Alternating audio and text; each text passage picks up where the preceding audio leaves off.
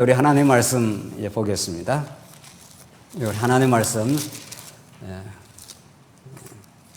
구약 성경 레위기 9장 1절 말씀입니다. 우리 하나님의 말씀 구약 성경 레위기 9장 1절 말씀입니다. 찾으신 줄 알고 봉독 드리겠습니다.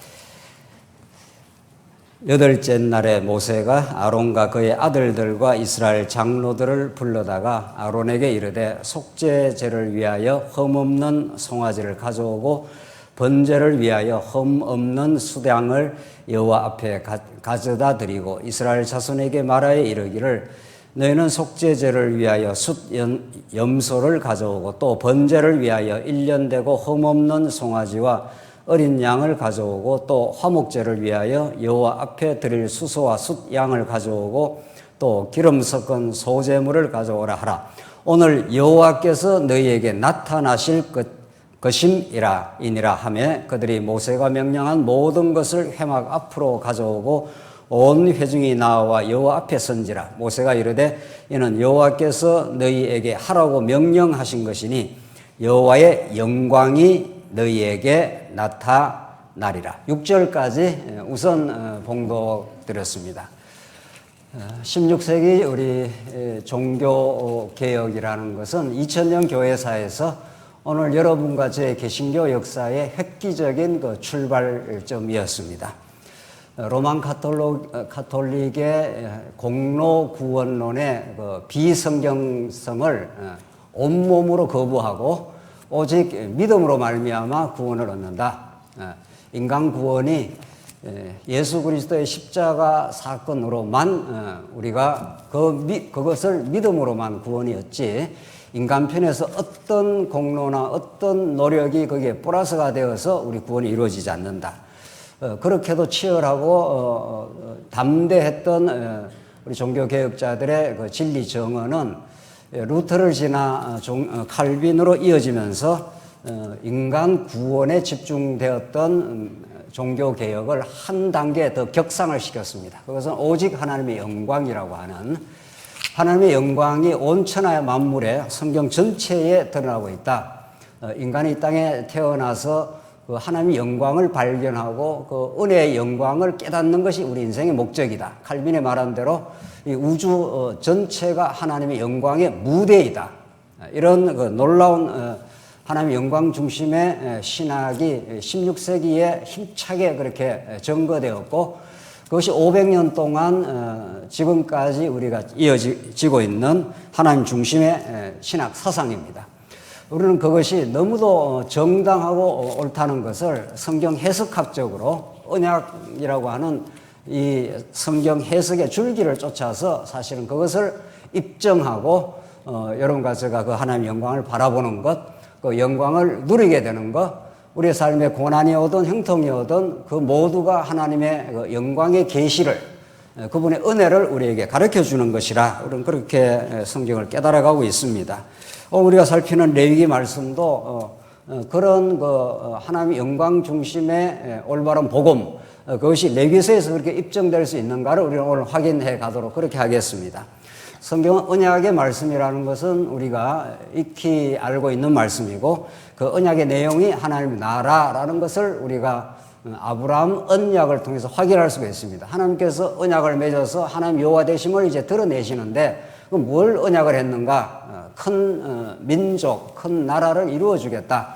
하나님이 경륜하시고 하나님이 통치하시는 하나님의 안식이 거하는 하나님의 나라를 하나님께서 구약적인 하나님 나라 이스라엘 나라를 하나님께서 건설해 주시는 여호와 하나님이라 하는 것을 이제 가르쳐 주신 거죠. 하나님 나라를 떠나서 언약이 설명될 수 없습니다. 근데 그 나라가 얼마나 정말 하나님의 은혜를 드러내는 나라인가를 이스라엘 백성이 깨달아야 되기 때문에 깨닫게 하시려면은 이제 한번 세상 나라에다가 집어넣었다가 그 고통의 역사를 그친 다음에 하나님께서 하나님 나라를 옮겨주시는 거죠. 그게 이제 애굽 400년 종살이입니다. 하나님 얼마든지 아브라함에게 약속의 땅에서 하나님 나라를 그냥 설립해 줄 수가 있으신 하나님인 거죠. 그러나 400년 종사를 시키고 그들이 죄악 가운데서 몸부림치고 기도가 하늘에 상달될 그때 하나님께서 아브라함 언약을 기억하사 이렇게 했습니다. 그래서 그들 죄로 물들어져 있는 백성들을 하나님께서 제사 제도를 통해서 제사장 나라, 하나님이 통치하시고 그들이 하나님의 은자라 함께 하시는 나라를 가르쳐 주시겠다 하는 것이 오늘 레위기서의 말씀입니다. 하나님의 나라인데 그 나라는 제사 행위를 중심으로 하는 나라다. 하나님께서 그들이 범죄했지만은 제사를 통해서 그들을 거룩한 백성 만들어 그 은혜의 영광을 드러내는 나라다 하는 것이 지금 쭉 줄기를 잡아서 우리가 하고 있는 중이지요. 오늘 9장 내용은 레위기 1장에서 8장까지 이루어지는 이제 중간 결론과도 같은 말씀입니다. 제사 자체가 목적이 아니라 이 성막에서 제사가 이루어지는데 성막에서 이루어지는 그 제사 자체가 목적이 아니라 제사를 통해서 하나님과의 생명에서 단절된 이스라엘 백성들, 애굽에 400년 종살이 했기 때문에 하나님을 알지도 못하고 하나님께 영광을 돌리지도 않습니다. 우리 영광이라는 주제, 종교개혁자들이 그렇게도 목숨 걸고 지키려고 했던 주제인데 그 하나님의 영광을 알지를 못하는 거죠. 그러니까 금송아지 섬기면서 이 금송아지가 우리를 인도해내었다. 이런 어처구니 없는 그 반역의 역사를 이미 앞에서 경험을 하니까 드러냈지 않습니까? 그런 백성들을 하나님께서 제사 제도를 통해서 하나님 앞에 나오게 하시는 거죠. 우리 지난 8장 내용은 1장부터 지금 8장 계속 그런 유사한 반복 패턴인데 8장 내용은 앞에서는 5대 제사가 나왔고 그 다음 6장, 7장, 8장 내용에서는 이제 제사장을 중심으로 해서 설명이 된다 그랬죠. 그래서 지난 시간 8장은 제사장을 하나님께서 위임식을 이제 세워줍니다. 제사장을 이제 본격적으로 세우는 거죠. 뭐 아무리 예물이 있어도 제사장이 없으면 그 예물을 이제 하나님께 가지고 나아갈 수가 없기 때문에 그래서 우리 지난 시간 이제 제사장 위임식을 이제 거행을 하나님께서 하신 겁니다. 하나님 계시고 이스라엘 백성들이 있는 거죠. 이 백성들은 다 애굽에서 종살이했던 죄인이기 때문에 제사장의 이 중재 사건, 중보적 사건, 매개를 통해서 이제 하나님께 나갈 수 있도록 그렇게 하셨다. 오늘 9장 내용은 그 제사장이 또 제사를 드리는 내용인데 그 제사가 무엇을 지향하는가? 제사 자체가 목적이 아니라 제사는 죄인인 이스라엘 백성을 속죄하는 사건 아닙니까? 속죄를 통해서 뭘 드러내시려고 하는가? 이 부분을 우리가 잘 이해를 해야 이제 정말 이 레위기의 제사 제도의 목적을 우리가 확인할 수가 있습니다. 6절 보시죠. 앞에 쭉 읽었고 6절 모세가 이르되 이는 여호와께서 너희에게 하라고 명령하신 것이니 여호와의 뭐라고 되어 있습니까? 영광이 너희에게 나타나리라 이렇게 되어 있습니다. 제사장이 이제 제사를 드리는데 그 수많은 제사의 그 여러 반복적 사건들이 지금 앞에 지금까지 계속 확인한 겁니다. 속죄전은 이렇게 드리고 속건전은 이래 드리고 번제는 이렇게 드리고 계속 여러 가지 그 제사의 다양한 측면들을 통해서 하나님의 크신 이제 은혜와 사랑을 드러내는데 이 제사는 무엇을 목적하는가 하면은 하나님의 영광을 하나님께서 나타내겠다 이런 거죠. 그래서 제사 이 제물을 가지고 이스라엘 백성들이 이제 지성소로 들어가게 되면 그런 거죠.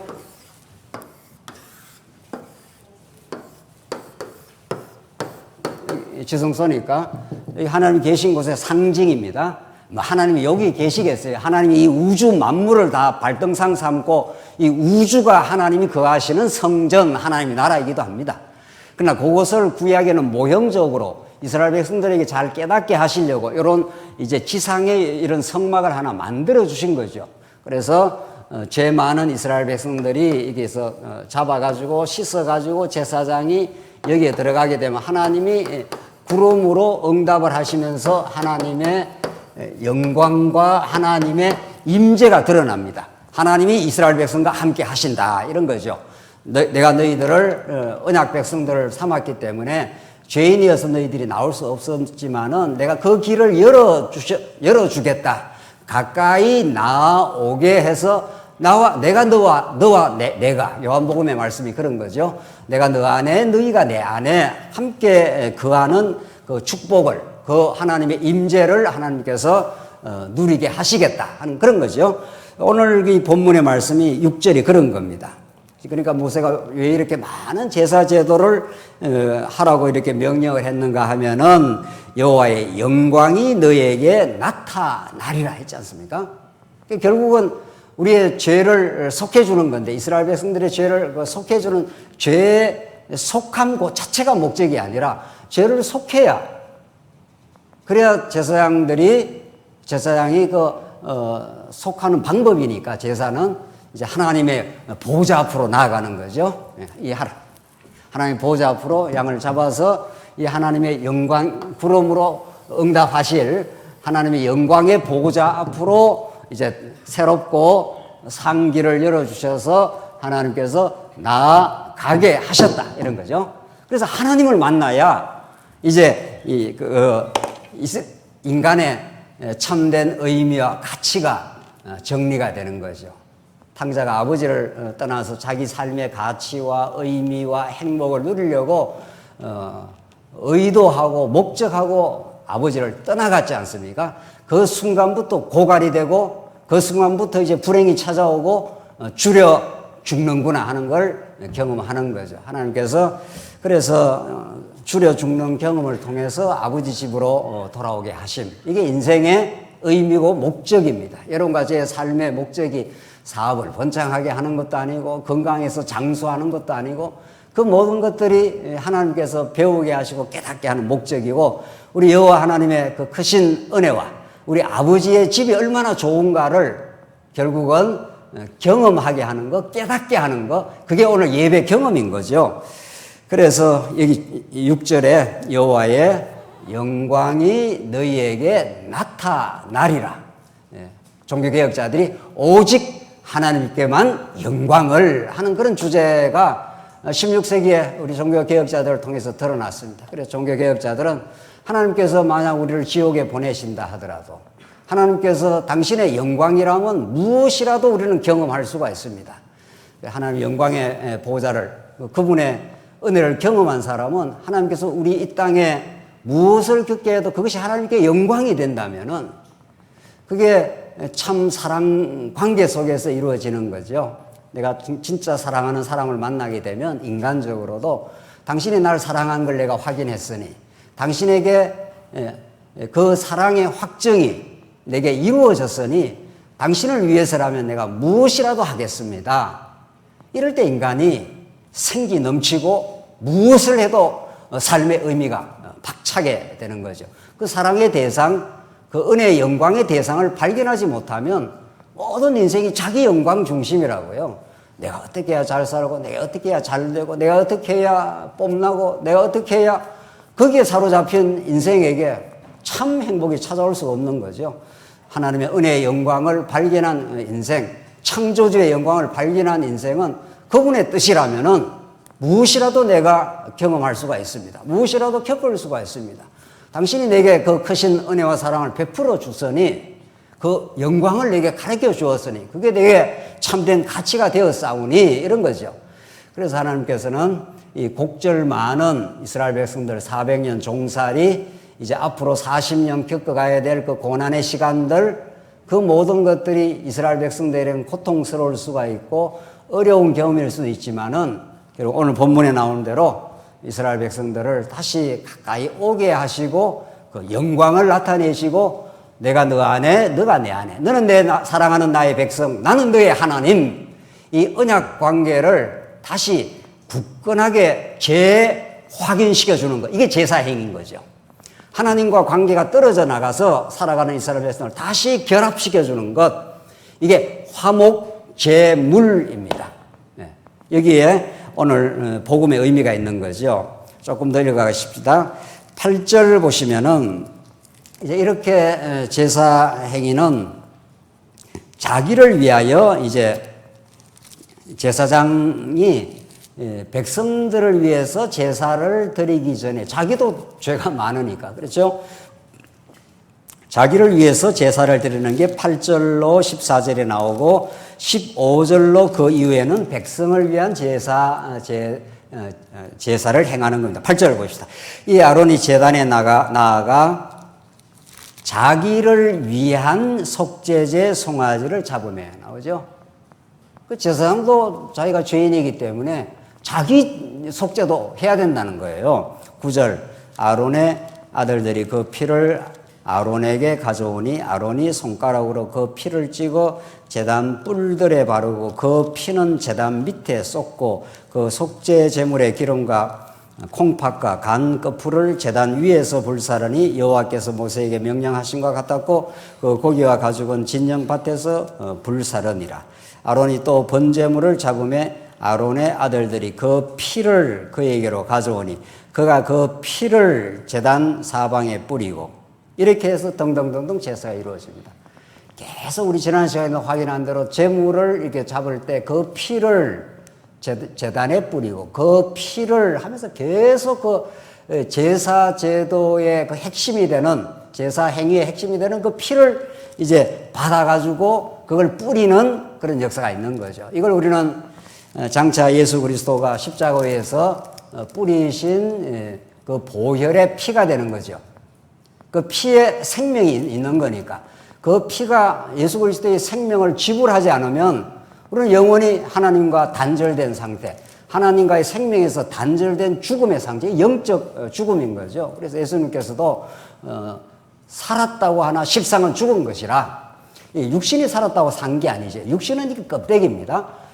아버지, 우리 부모님으로부터 육신을 받아갖고 이 땅에 출현해서 우리가 생일 잔치도 하고 얼마나 생일, 이러니까 난날 아니에요. 생명을 받았다고 해서 우리가 축하하고 하는데 놀라운 사실은 나서부터 죽어가기 시작하는 거죠. 조금 청년 때까지 이렇게 건강하고 이렇게 왕성하고 혈기가 왕성하다가 30대 지나고 40대 지나면 벌써 세포가 노쇠 현상을 그 노화를 아무도 막지 못한다는 거죠. 그래서 서서히 죽어가는 것이 인생입니다.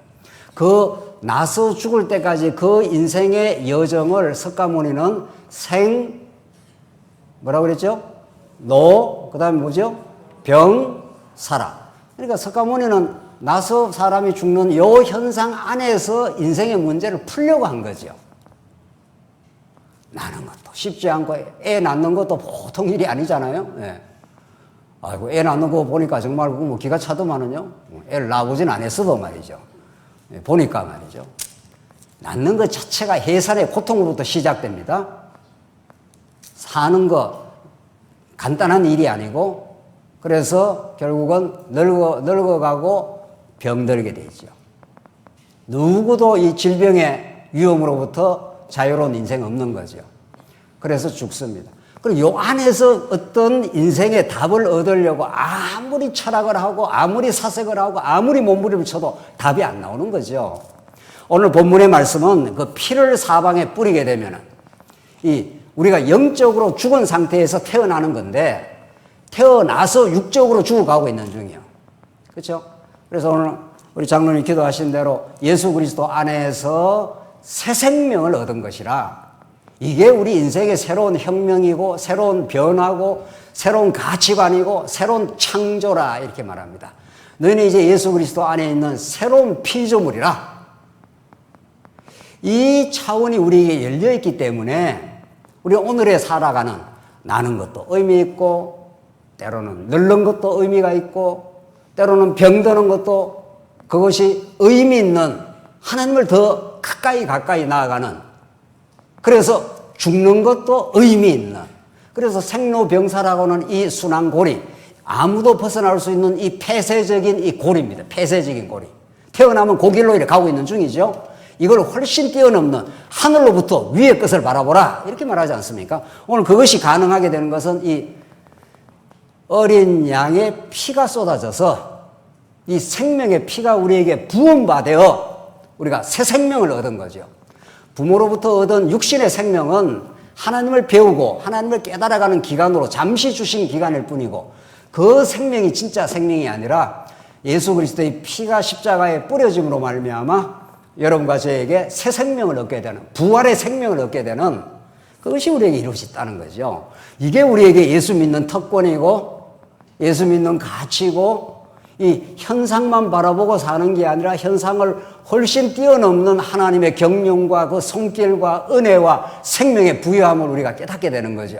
그래서 여러분, 저 오늘 이렇게 예배 이 시간 나온 거 아니겠어요? 오늘 우리 장로님 아직도 많이 몸이 안 좋지 않습니까? 그리고 권사님 오늘 와서 오늘 또 이제 아직은 계속되는 좀 위기 속에서 지금 병원 처방이 지금 진행될 수밖에 지금 없다고 합니다. 얼마나 우리 인간적으로 안타깝기 거지가 없습니까? 호흡이 어떻게 될지 모른다는 거니까 이게 세상에 이게 얼마나 우리가 인간적으로는 안타깝고 어려운 지금 시간들입니까? 만약에 그 장로님 안에, 그 장로님을 바라보는 가족과 우리 모두 안에 위로부터 오는 예수 그리스도의 피값으로 치른 영원한 생명이 없다면은, 그것뿐이라면은 말이죠, 무슨 이 땅에 그렇게 대단한 의미가 있습니까? 그냥 살다가 생, 노, 병, 사 하다 그냥 죽는 거지. 그렇잖아요? 그래서 같이 기도했습니다. 하나님 아버지, 이렇게 우리 장로님이 어려운 가운데 경각간에 참 위기에 있습니다. 이것을 아시고 작정하시고 우리 지난날도 하나님의 은혜 속에 우리가 살아왔지만은 그것이 한순간 한순간 우리가 들이쉬고 내쉬는 이 자연스러운 숨결이 말이죠, 이거 우리가 하는 게 아니라는 겁니다, 이게. 그래서 사도행전에 하나님께서 생명과 호흡을 주신 하나님이라,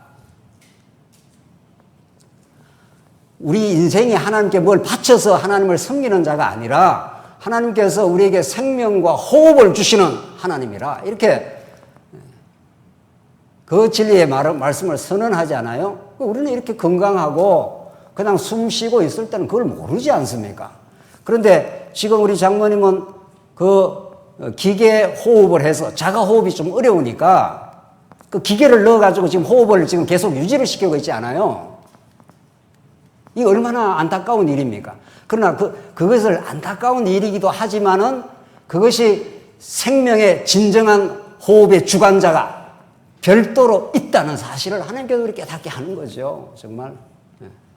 이거 내가 이게 숨 쉬는 거 아니구나, 이거. 그렇죠. 그래서 우리 삶 속에 늙는 것도, 병드는 것도, 심지어 죽는 것도 그 모두를 주관하시고 그 모두를 장악하시는 우리 하나님. 오늘 예수 그리스도의 피값을 통해서 이스라엘 백성들에게는 계속 거듭되는 이 반복적인 그 피를 그에게 가져오고 그 피를 제단 사방에 뿌리고 계속 피를 막 뿌려대는 거죠. 그 피가 생명의 상징이니까. 그 피는 한 죽음을 상징할 뿐 아니라 생명을 동시에 상징하는 거니까. 그렇죠? 죽어야 피가 나오는 거 아니겠어요?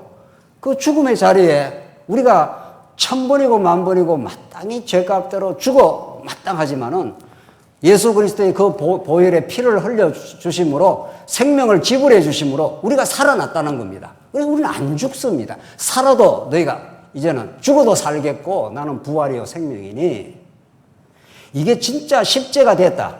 이게 이론이 아니라 실제가 되었단 말이죠. 우리 예수 잘 안 믿는 겁니다. 따지고 보면은 하나님께서 믿게 하는 만큼 믿는 건데, 나는 부활이요 생명이니 너희가 죽어도 살겠고 살아서 나를 믿는 자는 영원히 죽지 아니하리라. 이게 진리의 말씀이라고요. 근데 그래도 우리는 뭐 이 땅에서 뭐 못 가져서 이 땅에서 뭘 더 못해서 이러고 있을 때가 얼마나 우리가 많습니까? 그 예수의 부활의 생명, 영원한 부활로 이루어지는 하나님의 나라, 하나님 나라가 오늘 이 모형적인 교회 안에 이미 침투해 왔습니다. 안 그러면 이 말씀이 깨달아질 리가 없어요. 피라는 게 무슨 의미가 있어, 피가. 예수 안 믿는 사람은 그 피가 무슨 의미야? 그러지 않습니까? 우리는 그 피를 통과하지 않고는, 피를 흘리지 않고는 하나님 보호자 앞으로 나갈 수가 없습니다. 피를 흘려야, 그 피를 뿌려야 죄가 속함이 되고, 그래서 그 피를 가지고 이제 제사장이 저 지성소 앞으로 나가는 거죠. 이걸 우리가 믿음으로 받아들이게 될 때 우리는 이 땅에 살고 있지만 이 땅이 전부가 아니지. 이런 담대하고 새로운 가치관, 우리는 신령한 가치관을 얻게 되는 거죠. 자, 그래서 15절을 보십시다. 그가 또 백성의 예물을 들이댔고 백성을 위한 속죄제의 염소를 가져다가 잡아 전과 같이 죄를 위하여 드리고 또 번제물을 들이대 규례대로 드리고 또 소제를 들이대 그 중에서 그의 손에 한 움큼을 채워서 아침 번제물에 더하여 제단 위에 불사르고 또 백성을 위하는 화목제물의 수소와 숫양을 잡으며 아론의 아들들이 그 피를 그에게 가져오니 그가 제단 사방에 뿌리고 계속 피 뿌림의 역사가 있는 거죠. 피 뿌릴 역사. 그 피가 우리 양심에 뿌려졌다는 겁니다. 히브리서 말씀에 따르면. 22절로 가겠습니다. 자, 이렇게 해서 백성을 위해서 또 제사도 드리고 22절이 오늘 결론인데 오늘 9장의 결론인데 아론이 백성을 향하여 손을 들어 축복함으로 나옵니다. 이게 제사의 최종적 목적인데 제사는 하나님의 영광을 드러내시는 거고 오늘 22절에는 이 제사의 행위를 다 하고 나서 22절에 하는 말씀이 그렇습니다. 아론이 백성을 향하여 손을 들어 축복함으로 바라크라는 거죠. 이게 어디부터 나왔습니까? 창세기 1장 28절에 하나님이 천지 만물을 짓고 아담을 자기 형상으로 지어서 복 주시며 가라사대. 원어가 똑같습니다. 번역을 창세기 1장 20일은 그냥 복을 주시며 했고 여기는 축복하여 했고 같은 말이죠. 복을 비는 게 축복이니까. 축복함으로 바라크라고 하는 속죄제와 번제와 화목제를 마치고 내려오니라. 모세와 아론이 회막에 들어갔다가 나와서 백성에게 축복하며 여호와의 영광이 온 백성에게 나타나며 불이 여호와 앞에서 나와 제단 위에 번제물과 기름을 사른지라. 온 백성이 이를 보고 소리 지르며 엎드렸더라. 불이 나타나서 하나님께 응답을 하니까 백성들이 다 엎드려서 이제 놀람으로 이제 경배를 하는 겁니다. 이게 무슨 말입니까? 그러니까. 자, 우리는 지금 좀 정리를 해봅시다. 오늘 이 9장까지 내용이 지금 레위기 앞에서 5대 제사 나오고 제사장이 이제 제사 드리는 거 나오고 해서 쭉 나왔다가 오늘 이제 거의 클라이막스에 온 겁니다. 중간 결론에 지금 온 겁니다. 제사는 왜 드리는 거냐고요. 이스라엘 백성들이 제사를 왜 드리냐면 이스라엘 백성들은 여기 뜰에만 나아갈 수 있지 이게 성소고 지성소인데 이 거룩한 자리입니다. 거룩한 자리에 이스라엘 백성 스스로가 나갈 수가 없습니다. 거룩하신 하나님 앞으로 나가면 죽으니까 말이죠. 그러니까 전부 피를 뿌려가지고 이제 하나님 앞에 나가는 거죠. 그렇게 되면 무엇이 이루어지는가? 하나님의 영광이 나타나고 이제 우리 출애굽기 40장 마지막 장에서 성막을 짓고 나서 이제 하나님의 영광 구름으로 이제 응답을 하셨다고 했지 않습니까? 그래서 하나님의 구름으로 하나님의 영광을 보여줄 뿐 아니라 오늘 아론이 백성을 향하여 손을 들어 축복함으로 이렇게 되어 있죠. 성경 전부가 하나님의 복에 대한 내용이에요. 성경 전부가 복에 대한 내용을 다른 말로 복음이라고 하는 거죠. 복에 대한 좋은 소식이니까. 그렇죠? 그 복음을 다른 말로 말하면 예수 그리스도 사건이 되는 거죠. 그 예수 그리스도가 이 땅에 하나님 나라를 이루시는 것이기 때문에 그걸 우리는 하나님 나라 복음 이렇게 말하지 않습니까? 그 성경 처음부터 끝까지 하나님이 얼마나 은혜로우시고 그들에게 축복을 하시고 여러분들 여러분 애기들 오늘 이렇게 쭉 나왔지 않습니까? 애기들 집에서 자기 전에 엄마 아빠가 이렇게 손을 얹어가지고 손을 얹어도 좋고 어깨를 만져도 좋고 포옹을 해도 좋고 우리 아이가 하나님의 은혜 속에 잘 자라기를 바랍니다. 이렇게 기도해 주지 않습니까? 기도 안 해줍니까? 예, 그렇죠.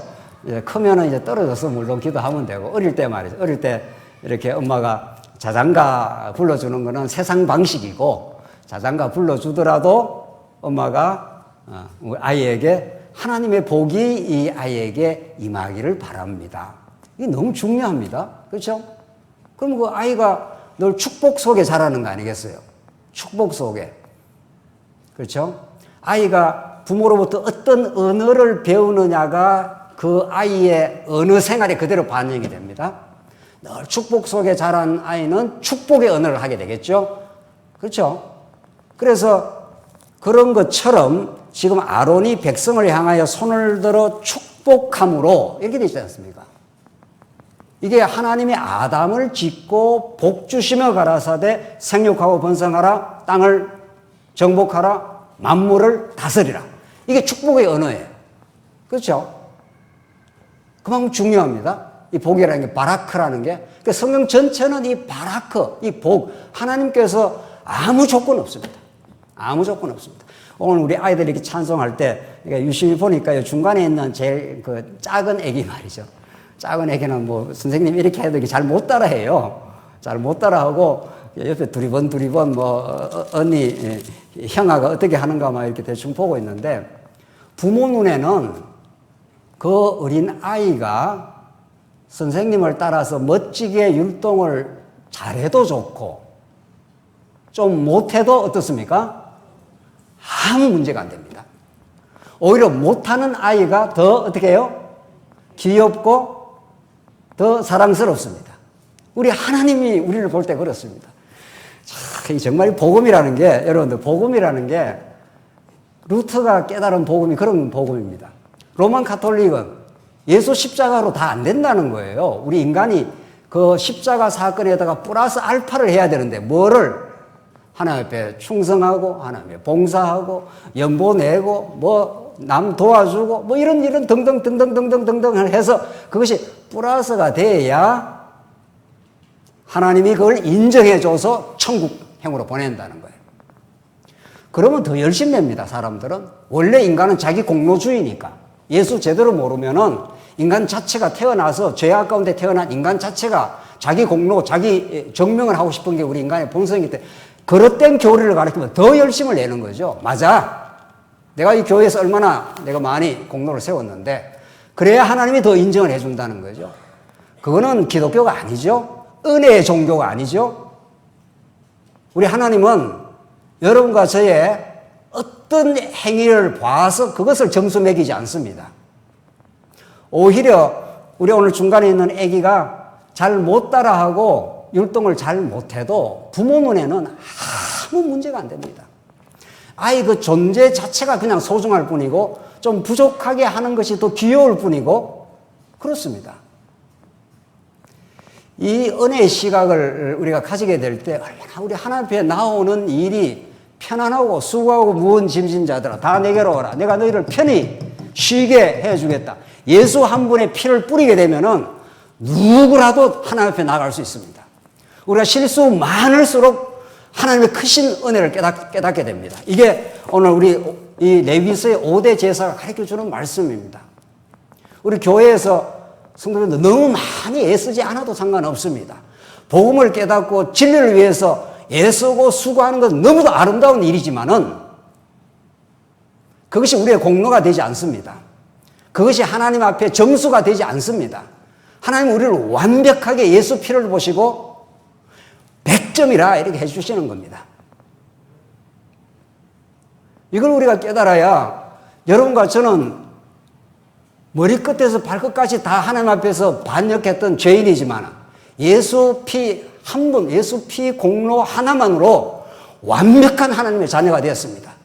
그래서 우리 교회 안에는 우리 장로님들이나 오래 신앙생활을 연륜이 있는 우리 성도님들이 성숙한 신앙생활을 하시는 분도 있고 또 지금 교회 찾아오시는 분도 있지 않습니까?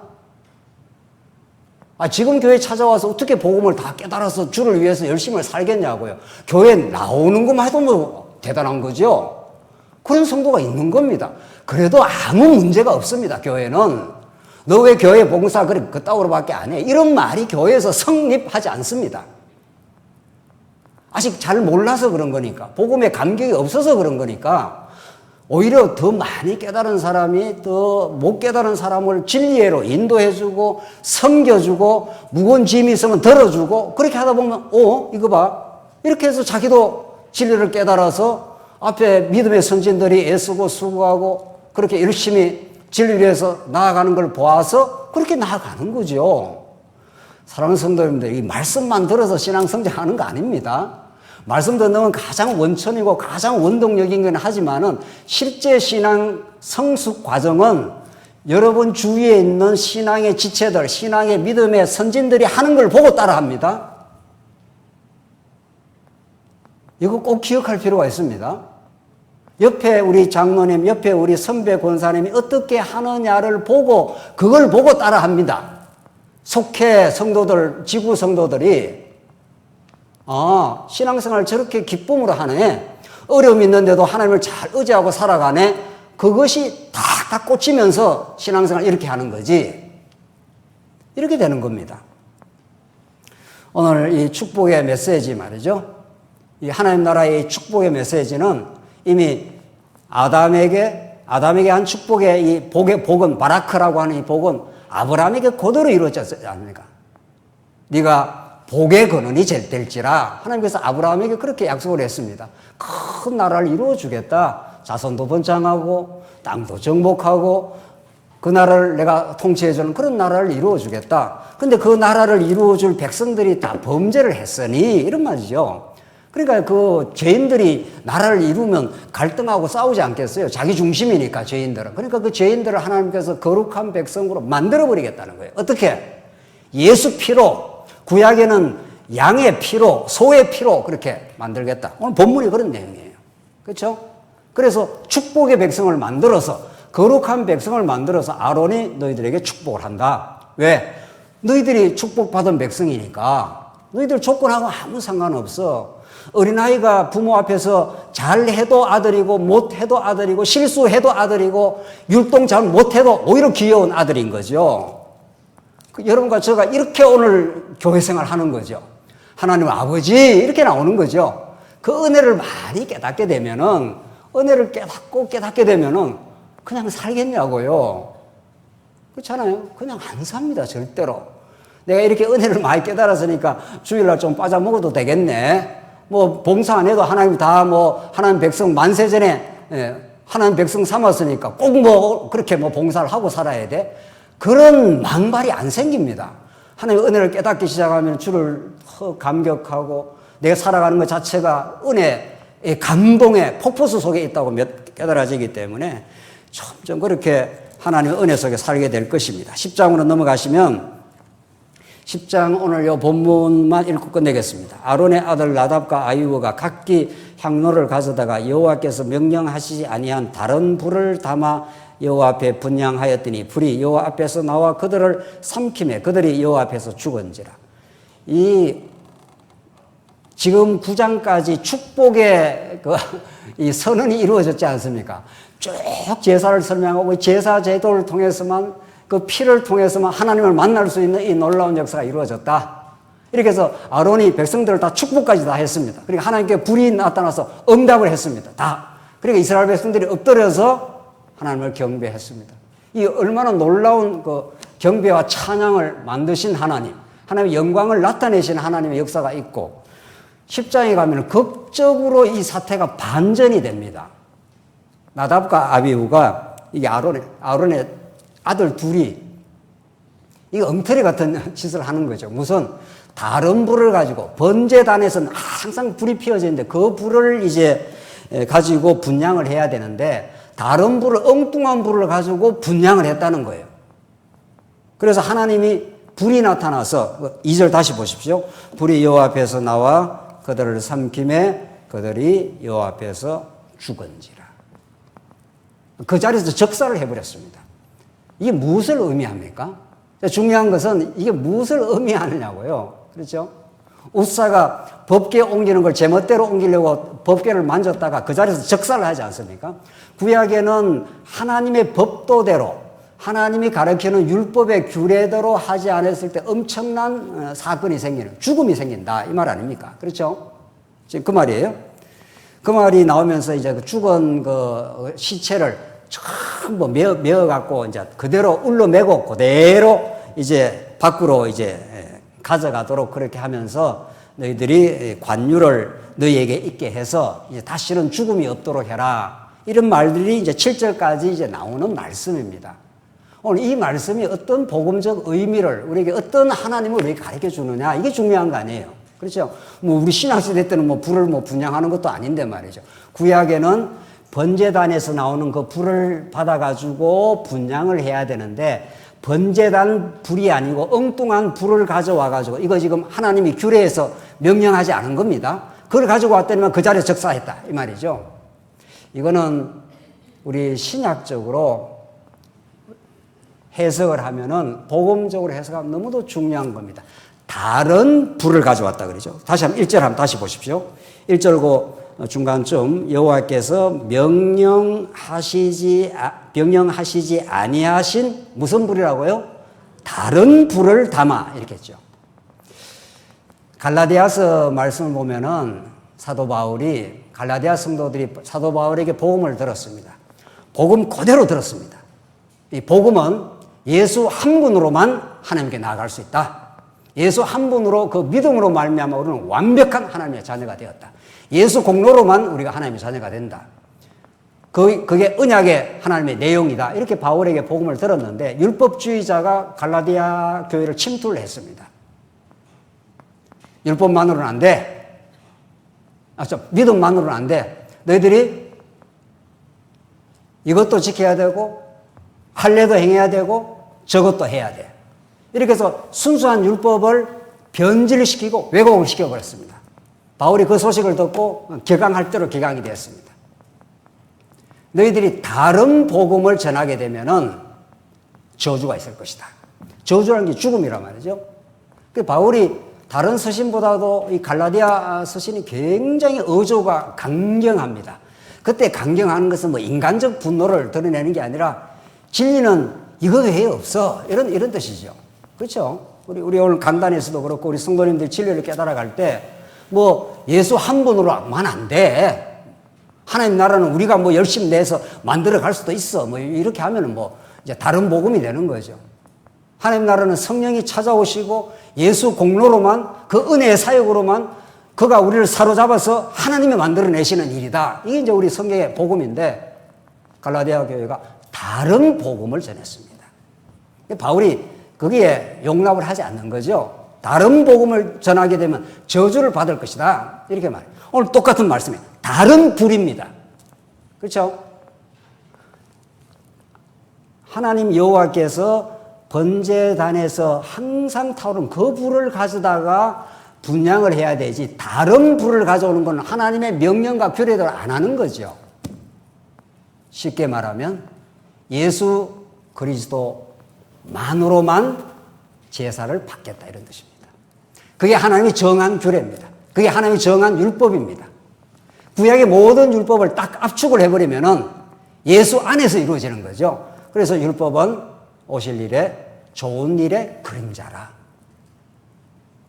복잡하고 어렵지 않습니다. 하나님이 가르쳐준 규례대로 해야 돼. 규례가 명령대로 하면 너희들이 생명을 얻어. 그 말은 예수 믿기만 하면, 예수의 진리를 따르기만 하면 너희는 하나님의 자녀가 되고 영생을 얻고 다른 부를 가져오는 건 안 돼. 이 말이에요.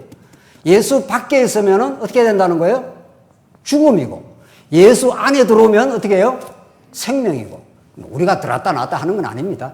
물론 그렇죠? 우리가 들어오고 싶다고 들어오는 것도 아니고 나가고 싶다 나가는 것도 아닙니다. 예수 안에 여러분과 저를 이미 불러주셨고 그 예수의 길만 가도록 나는 길이요 진리요 생명이라 나로 말미암지 않고는 내게로 올 자가 없느니라. 이게 예수님이 가르쳐준 말씀입니다. 여러분 제가 오늘 이렇게 왜 레위기서 말씀을 듣습니까? 왜 이 레위기서에 나타난 제사를 통해서 하나님의 영광을 그의 놀라운 살아계심을 궁극적으로 예수 그리스도 사건을 다른 불을 가져오면 너 죽어. 하나님이 가르쳐준 율법의 규례대로 해. 율법의 법도대로 해. 하나님 하라는 그대로 해. 그러면 너희들이 생명을 얻어.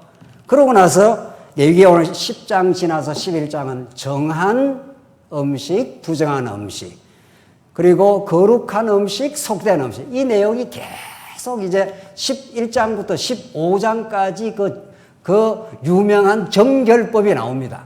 이건 이렇게 해야 되고 저건 저렇게 해야 돼. 이 음식은 먹으면 안 되고 저 음식을 먹어야 돼. 그걸 지금 여러분과 제가 하라고 하는 게 아니지 않습니까? 그 정한 음식대로 오신 우리의 영원한 정한 음식, 우리의 영원한 생명 되시는 예수 그리스도 그것만 먹어. 이런 뜻이진 거죠. 그렇죠? 그러니까 오늘 10절 가보십시오. 그리하여야 너희가 거룩하고 속된 것을 분별하고 부정하고 정한 것을 분별하고 이렇게 되어 있습니다. 지금 규례대로 안 해서 죽었지 않습니까? 다른 불을 가져온 거죠. 죽어서 너희들 꼭 하나님 정한 대로 해야 돼. 정한 음식 먹으라 하면 정한 음식 먹고 부정한 음식 먹으라 하면 먹지 말아야 돼. 이 모든 복잡하게 보이는 이 규례와 법도들이 예수 그리스도 한 분 안에서 온전히 성취가 되었고 여러분 저는 성경 어디를 보더라도 어디를 봐도 예수 그리스도 사건입니다. 제사도 예수 그리스도 사건, 언약도 언약을 이루실 예수 그리스도, 하나님 나라로 오실 예수 그리스도. 이 성경이 누구에 대하여? 내게 대하여 증거하는 것이라. 오늘 이 제사 사건 속에서 영원한 제사가 되신, 영원한 핏부림이 되신, 영원한 나라로 이렇게 찾아오신 그분 안에서 참된 생명을 누리시기 바랍니다. 기도하십시다. 자비하신 하나님 아버지, 오늘 감사합니다. 이제 정한 음식으로 찾아오신 우리 예수 그리스도를 이렇게 먹게 해줘서 감사합니다. 우리 하나님만이 참 살아계신 영원하신 여호와 되심을 이제 믿어 우리의 삶 속에 고난이 찾아오든 우리의 삶 속에 때로는 어려움이 찾아와도 우리 하나님의 영광을 바라보며 누리는 우리 참 성도의 길을 가게 하시옵소서. 예수님 이름으로 기도하옵나이다. 아멘.